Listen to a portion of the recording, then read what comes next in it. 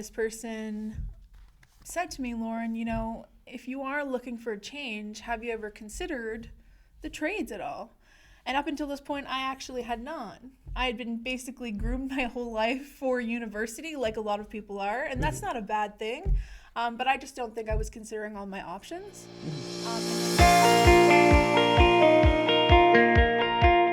Hi, welcome to the Build Your Future podcast. My name is Gabe Isaac, and I am the former Indigenous Projects and Apprenticeship Coordinator. We have here my new host. My name's Lauryn. All right, and before we get started, let's do our land acknowledgement. I would like to acknowledge that we are located in the traditional unceded homelands of the Wolastoqiyik Maliseet people.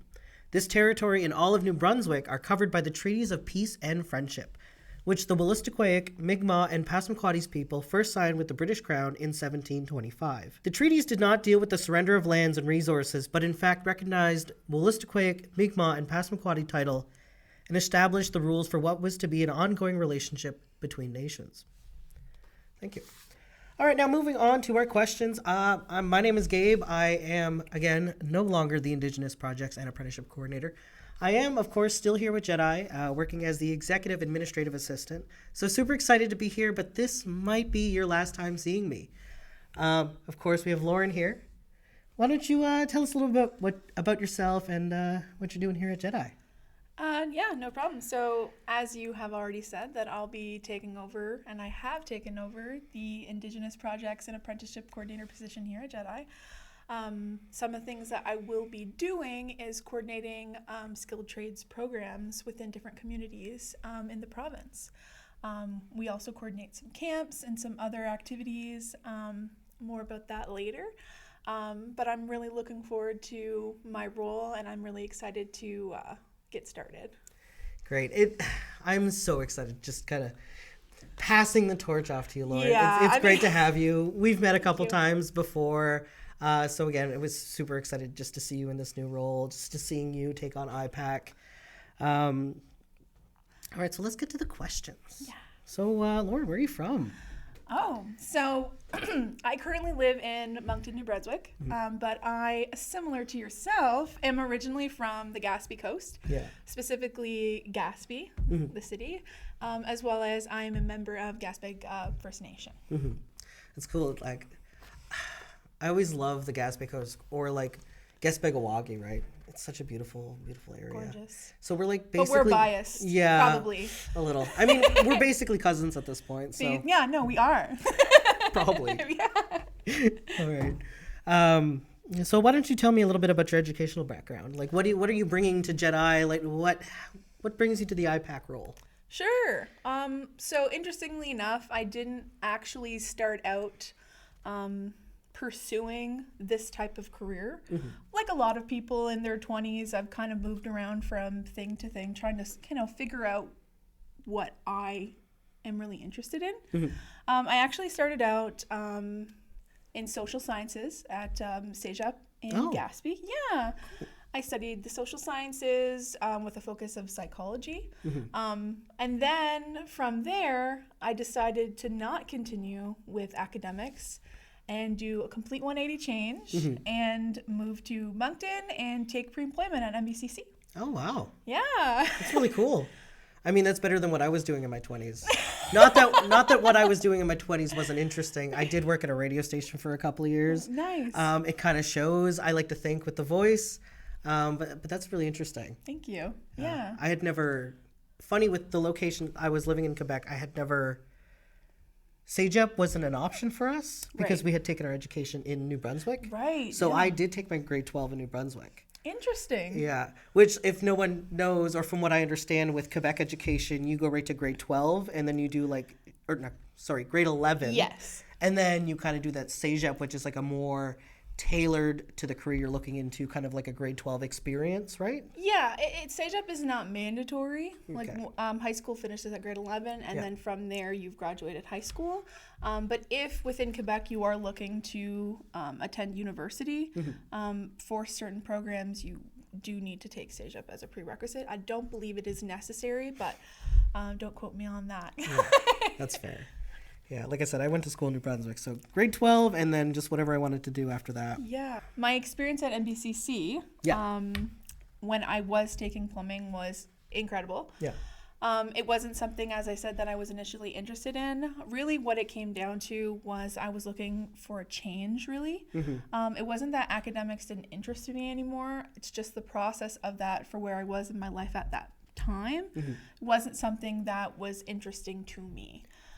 Academics still interest me to this day, but at that point in my life, I was looking for something different, and I do believe it's paid off because it's led me here. Yeah, that makes a lot of sense to me because like I kind of did something a little similar to like mind you, I didn't really pursue anything immediately after high school. I kind of just worked, but I had done a couple of like career exploration programs within my community, and I had actually taken administration, and I didn't like it. Really? I didn't like it, but I realized as time had gone on and I started doing a little bit of administration stuff at the radio station, that I just needed the training. I just needed a better understanding of it. Right. It wasn't the right time. No, it's funny. I actually did a presentation in my community about my journey with the organization that had done the career exploration program, which is the LMDC. Okay. The Listigo Mi'kmaq Development Center. They funded my education, and they had invited me back in to just talk about my story. Right. And one quote in my presentation was, after that career exploration program, a lot of doors were left open for me. Yes. Or no, a lot of doors were left unlocked but unopened because I was not ready yet. And it's funny how that happens in life, isn't it? Not to sound cheesy or anything, but it is interesting how that happens, right? Life's a little cheesy. Life's a little cheesy. I ended up at NBCC. Love the radio station, and I might eventually go back someday, like when I retire, just to maybe to manage like a little side job or something. Yeah. But I got sick of making minimum wage. Yeah. My friend was moving to Fredericton. I picked NBCC, and I had a great time there. I think the education quality that I received was top notch. I agree, and it's something that I've spoken about before. I recently was featured in a Maclean's article talking about that very thing. Oh, thank you. A little humble brag, but really it's not even for myself. It's really just to kind of shout out NBCC and talk about the delivering the level of education that they've been. I can speak to Moncton campus because that's where I took my training, and it was an incredible experience. And I, hashtag not spawn, would love to recommend that as an option to people. I know. I think college is a good route to a career. Like depending on what your needs are. Of course, you can always take a JEDI program. We do offer some trades training programs. Absolutely. What did you go to NBCC for? Sure. And why that? Okay. So, as it was approaching time for, to register for a university, that of course, and I did. I registered to some universities, accepted. I actually, during this period of time, was talking to academic advisors and that sort of thing, right? The standard of what a lot of students who are, kind of questioning what they'd like to do for their future, you reach out to some resources and you do some research, right? So it was actually suggested to me, NBCC was, by my academic advisor at SEJA. Oh, wow. And this person said to me, Lauryn, if you are looking for a change, have you ever considered the trades at all? And up until this point, I actually had not. I had been basically groomed my whole life for university, like a lot of people are, and that's not a bad thing. But I just don't think I was considering all my options. And then when I actually did consider my options, I've always loved New Brunswick, frequently here. As someone on the coast, that's we all share in that, I think. Yeah. And it appealed to me, and so I looked at some programs, and interestingly enough, plumbing, I was just scrolling, and within the plumbing program, the photo that they had used for the program was actually a past participant who was a woman. And, they say representation matters, but it really does. Yeah, it really does. Yeah, because it's one of those things that stood out to me. And I was like, and then I started doing some research about, is this industry sustainable? Is this something that you can see, a future career in for a long period of time? And I was, disappointed to find out that, disappointed and happy, I'll say this. Okay.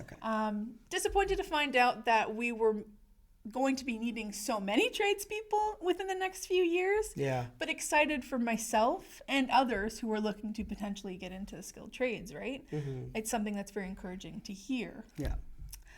So all of those things were factors in my decision to branch out and try something new.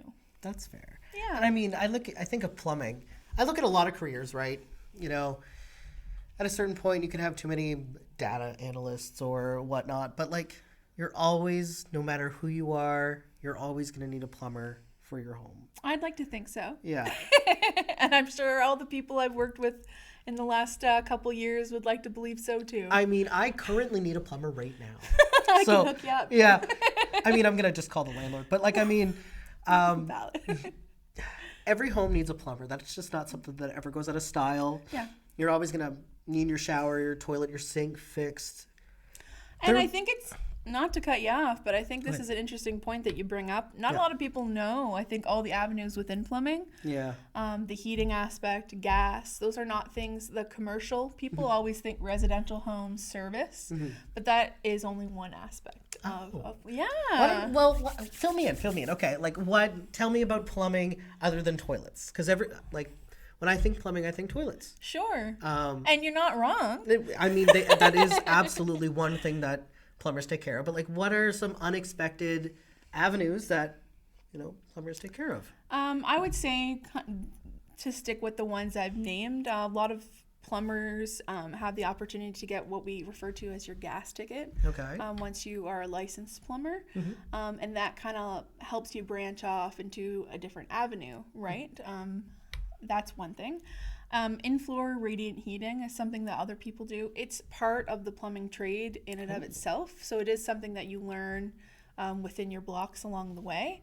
But it's also not something that people immediately think about when they think of a plumber. Oh. I know. That makes sense. I didn't even know, because when I had went to NBCC, I didn't know anything about plumbing. And that's why I actually chose to go and take pre-employment, because I thought it was a nice, well-rounded, 50-50 of theory and also work practicum, that sort of thing, right? That makes sense. Yeah, I just wanted to set myself up for the best way possible. And I learned along the way some of these other types of jobs that you can have, which I was surprised. Yeah. Also, I mean, adjacent to skilled trades careers, you have jobs similar to what you have done and what I am now currently doing, right? Oh yeah, I suppose like working IPAC. It's funny because you are doing a lot of trades things, but you're also in the office. It's a very there's a lot of things going on here. Right, it's very hybrid between the two. But I love that. I love that aspect. I like to see both the industry side as well as the workforce side.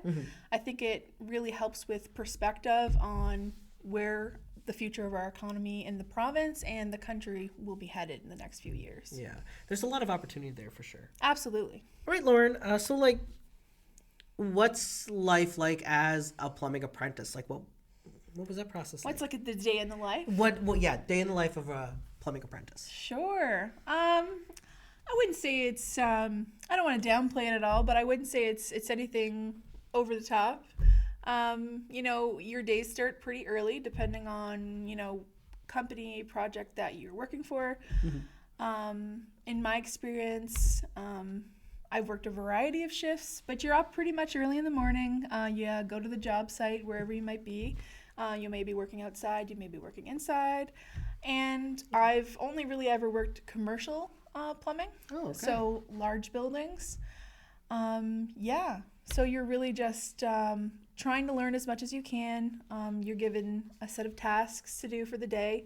When you start out, they'll usually always pair you with someone for a little bit just to kind of show you the ropes and make sure you understand. Yeah, makes sense. But if you, are the type of person that advocates for yourself and, you're taking your apprenticeship seriously and your education, then I think you'll have more tasks to do and you'll learn more. I think in the skilled trades, speaking up and saying, hey, I'd like to take on this new project or be a part of this, is kind of maybe what they're looking for sometimes, is not always, but I think it's encouraging for them to see someone who's interested in learning, right? And I think no matter what job environment we're in, I think that's a good sign for everyone, right? Absolutely. Yeah. Absolutely.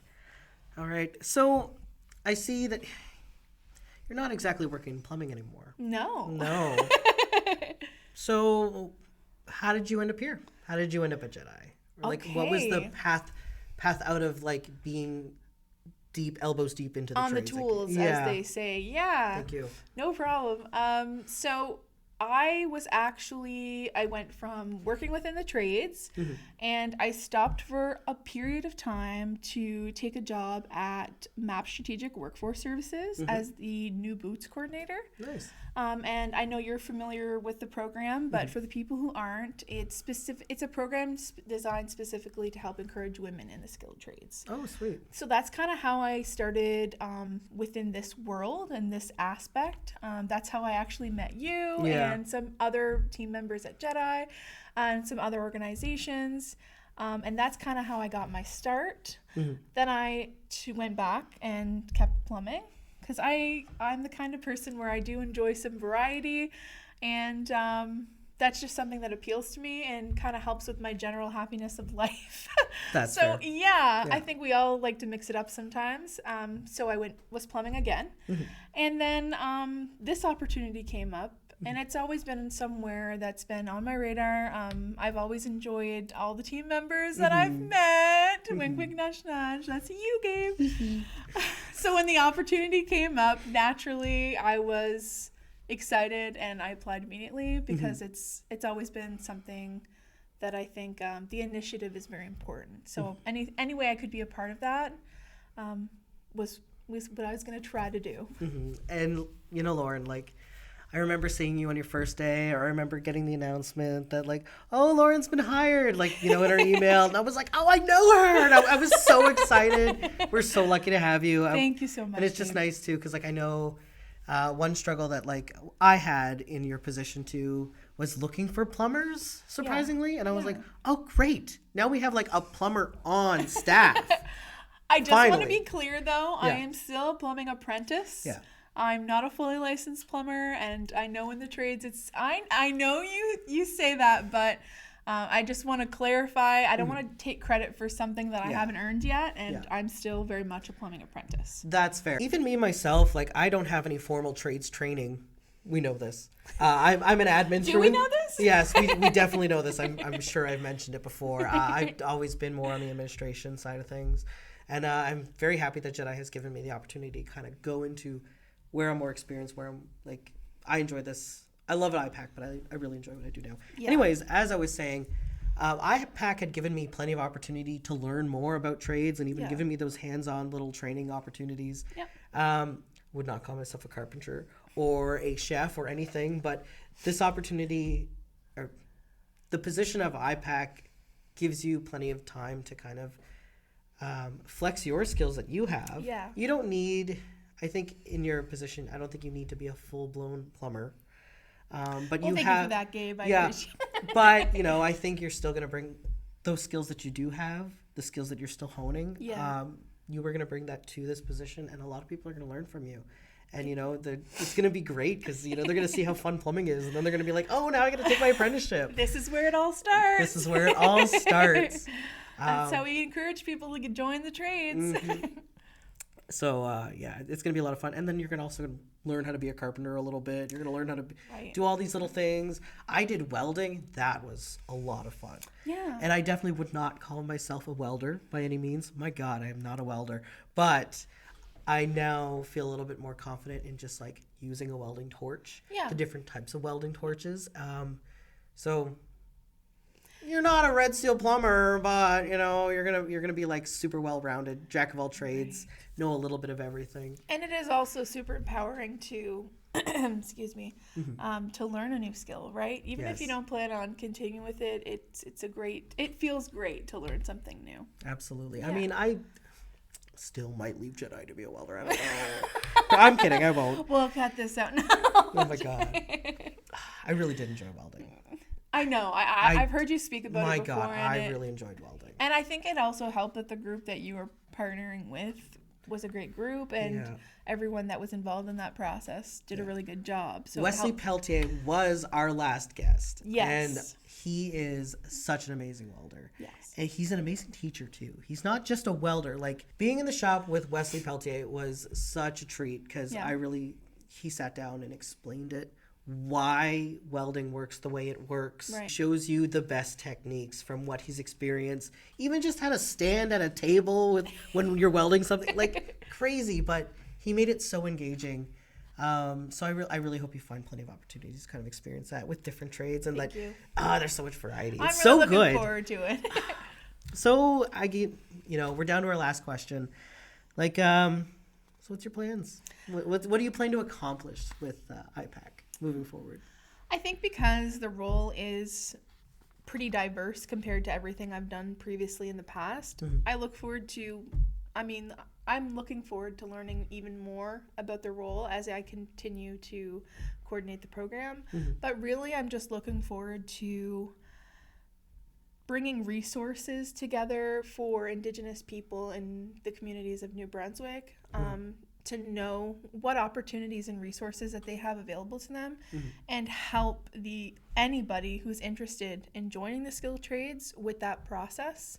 At the end of the day, we've got a workforce that's in dire need of apprentices, and Indigenous people are a group of people that are considered an untapped resource within the skilled trades. And I'm looking to find out more of why that is, and what barriers are there, and how we can break them down. That's what I'm looking to do. Wish me luck, Gabe. You got this. High five. I got to do one high five per podcast. It is my last one. I think that really wraps it up. And, thank you so much, Lauren. And thank you for having me. It's, I know it's... Absolutely no problem, Gabe. I think it's so funny because it's like, you're having me here. I'm not having you here this time. This is a strange swap for you. Yeah. I'm looking forward to your future podcast. Thank you. And I'm looking forward to hopefully bringing on some guests within the next year or so that interests the viewers, and hopefully we can gain some viewers. And I'm just looking forward to this experience all around. So thank you. Thank you, Gabe. Thank you.